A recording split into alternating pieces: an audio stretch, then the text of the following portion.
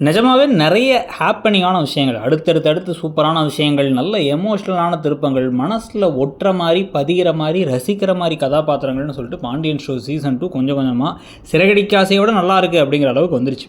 So இப்போ இந்த சமயத்தில் வந்து சிறகடிக்க ஆசை இதுக்கப்புறம் தான் டஃப் கொடுக்கணும் அப்படின்னு முடிவு பண்ணிட்டாங்க. அதுக்கு நடுவில் இங்கே வந்து பார்த்திங்க அப்படின்னா பாட்டி ரொம்ப நாளாக நம்ம சொல்லிட்டு இருந்தது தான், அப்போத்தான் அந்த வீட்டிலேருந்து இங்கே வருவாங்களா அப்படின்ட்டு. அவங்க இன்றைக்கி வந்துட்டாங்க. கதிரை வந்து பார்க்கணும் அப்படிங்கிறதுக்காகவே கிளம்பி வந்துட்டாங்க. அந்த அடி அடிச்சிருக்காங்கன்னு பார்க்கணுன்னு கிளம்பி வந்ததுக்கப்புறமா ஃபேமிலியே வந்து நம்ம அப்பத்தாவாக வந்திருக்காங்கன்னு சொல்லி நெருக்கமாக இருக்கிற சமயத்தில் தான் இப்போ பக்கத்தில் ஒரு பெரிய பூகம்பம் வெடிக்க போகுது. அதுதான் வந்து என்னென்னா, இப்போ முத்துவேல் சக்திவேல் 2 பேருமே வந்துடுறாங்க.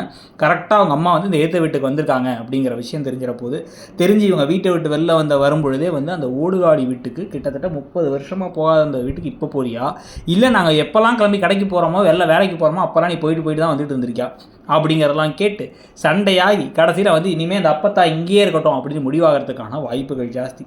ஏதாவது பெரிய பிரச்சனைக்கு அப்புறமா கடைசியில் வந்து முத்துவேல் சக்தி கையை ஓங்குற மாதிரி அவங்கள தள்ளுற மாதிரி ஏதாச்சும் பேச, பாண்டியன் இனிமேல் என் அத்தை இங்கே தான் இருப்பாங்கன்னு சொல்ல, எப்படி இருப்பாங்கன்னு பார்த்துடலாம் அப்படின்னா அவங்க நானும் வரேன், நான் இங்கேயே இருந்துக்கிறேன் அப்படின்னு சொல்லிட்டு திருப்பி வந்து இத்தனை நாளாக நான் என் மகனோட இருந்தேன், இனிமேல் என் மகளோட இருக்கேன், நியாயத்தின் பக்கம் நிற்கிறேன், நான் என் மகன் என்ன பெரிய தப்பு பண்ணிட்டா, பிடிச்ச பையனை கல்யாணம் பண்ணிக்கிட்டா அவ்வளோதானே அப்படின்னு சொல்லிட்டு இந்த பக்கம் வந்துருவாங்களா அப்படிங்கிறத பார்க்கணும்.